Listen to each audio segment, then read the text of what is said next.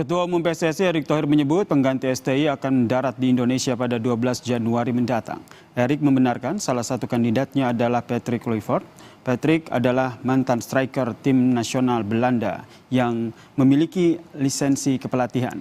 Saat aktif sebagai pemain, Kluivert pernah membawa Ajax Amsterdam juara Eredivisie, Liga Champions, Piala Super Eropa hingga Piala Interkontinental.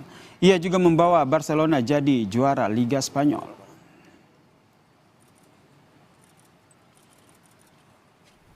Dan kami sudah mendapatkan calonnya. Nanti juga kita undang semua media untuk press conference berikutnya di tanggal 12 nanti. Nah, memang salah satu kandidat yang saya interview yang namanya disebutkan tadi.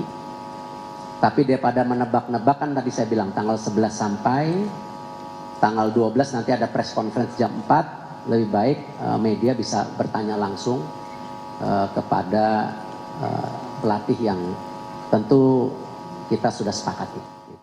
PSSI memberhentikan Sintayong dari jabatan pelatih Timnas Indonesia. Ketum PSSI Erick Thohir menyebut juru taktik anyar sudah disiapkan. Siapakah sosok yang disiapkan untuk mengganti posisi Sintayong?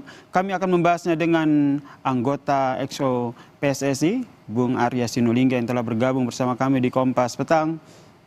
Bung Arya, selamat petang. Selamat petang, Mas. Jadi bisa diceritakan lagi, tadi kita sama-sama mendengarkan bagaimana konferensi pers, tapi ingin dengar dari Bung Arya ini. Kapan sebenarnya persis keputusan akhirnya pemberhentian STI ini diambil? Ya, keputusannya sebenarnya dalam beberapa waktu yang lalu ya, jadi masih dekat-dekat aja ya. Kita memang seperti yang telah disampaikan oleh Pak Erick ya, bahwa kita ini timnas kita ini dibangun oleh 3 pilar lah ya. Program yang bagus, pelatih yang bagus, pemain yang bagus. Kalau ketiga-tiganya nggak terpenuhi, ini memang jadi masalah gitu. Itu satu. Yang kedua, kita mulai merasakan juga ketika sebelum kita melawan Cina. Ya, melawan Cina itu ya ada beberapa peristiwa yang membuat situasi itu ini ya, makanya kita lihat bahwa itu jadi momen sesuatu yang agak berat bagi kita gitu ya, dimana keharmonisan dan semuanya itu menjadi acuannya kita lah gitu ya. Jadi itu yang jadi kemudian jadi ini kita ya, acuan awal kita, kemudian dan evaluasi lainnya. Evaluasi itu akhirnya bermuara ataupun keputusannya itu apakah pada kekalahan dari Tiongkok yang akhirnya sebelumnya mengambil... Mas, sebelum itu kan akibat okay. itu. Sebelum Cina itu udah ada situasi-situasi yang memang akhirnya kami juga harus turun tangan juga untuk berapa kondisi lah gitu. Dan seperti kata Pak Ketum, bisa aja setelah kemarin Cina bisa kita putuskan di situ, tapi ada situasi terlalu mepet waktunya gitu. Terlalu mepet waktunya untuk mengambil keputusan. Karena kan habis itu sebulan kemudian kita kan lawan Jepang dan Arab Saudi. Nah, ketika lawan Jepang, di situ pun kita udah kemudian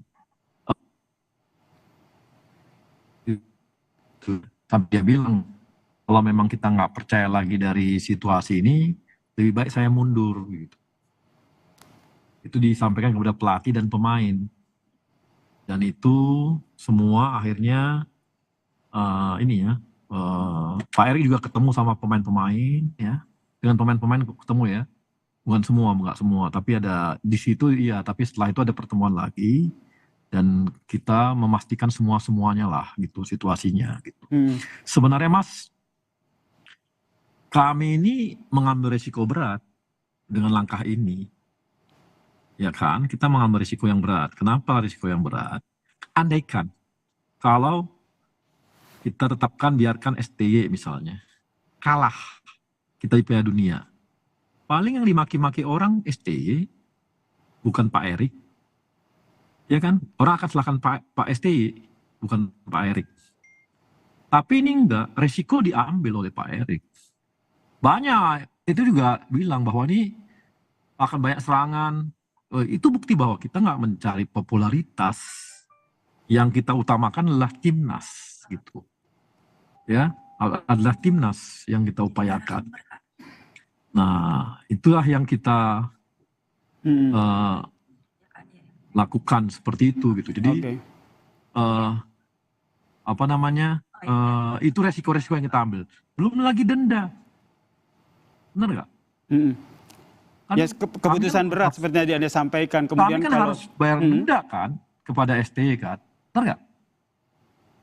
Dari segi resiko publik, banyak mungkin netizen mengatakan begini, resiko popularitas lah apa semua.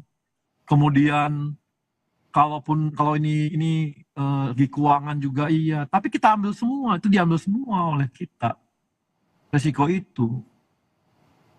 Supaya ada hal yang baik yang harus kita lakukan, karena melihat situasi kondisi di dalam yang kita lihat memang mau nggak mau kami harus menjaga harmonisasi antara program baik, pelatih yang baik, dan pemain yang baik, gitu Mas. Nggak mungkin bisa tanpa yang ketiga ini, nggak ada namanya, nggak akan mungkin ada timnas berhasil tanpa misalnya programnya baik,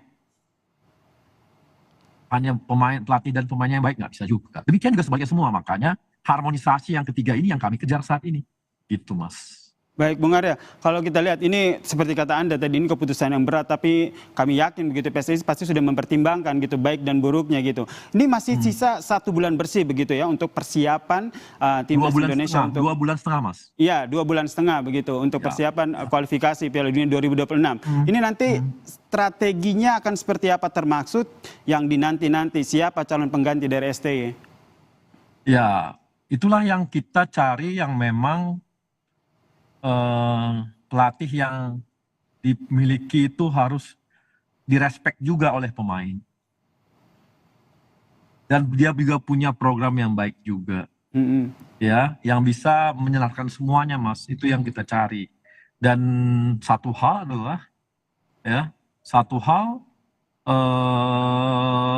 dia kalau soal chemistry saya rasa dengan setiap saat pertandingan kita itu bukan mengundang ya, mendapatkan pemain-pemain baru, naturalisasi kan itu pencapaian chemistry-nya kan harus cepat, dan itu saya rasa karena inilah pemain-pemain profesional, mereka pasti bisa melakukan chemistry-nya dengan cepat lah.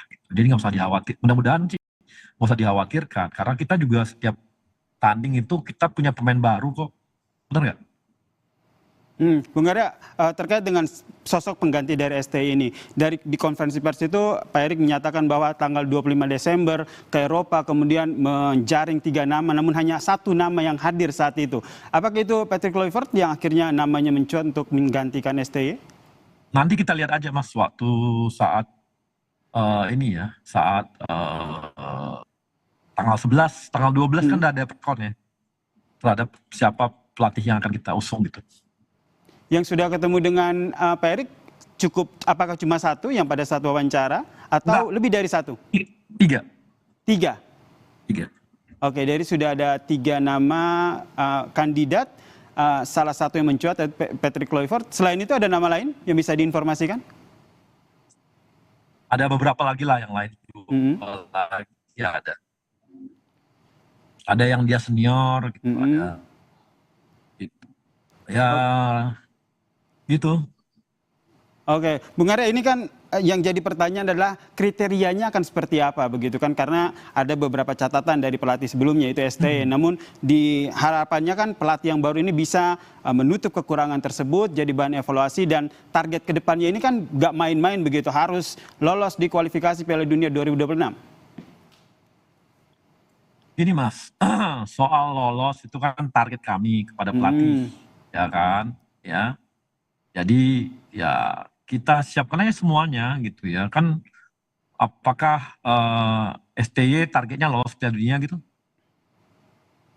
kan nggak juga seperti itu kan, tapi kan kita melihat bahwa tahapan-tahapannya ini loh, timnasnya lebih besar itu. Yang kita lihat tuh timnas keseluruhannya, Mas. Itu loh. Itu yang kita lihat ya, ada jangka pendek, jangka menengah, jangka panjang. Namanya pelatih itu yang kita cari gitu. Gitu, Mas. Oke, kemudian apakah salah satu pertimbangan akhirnya memilih pelatih Eropa ini karena banyak pemain timnas kita yang juga bermain di Eropa, terutama di Belanda, Mas? Itu nggak bisa kita pungkiri, Mas. Dikomunikasi kan jadi sangat sederhana ya.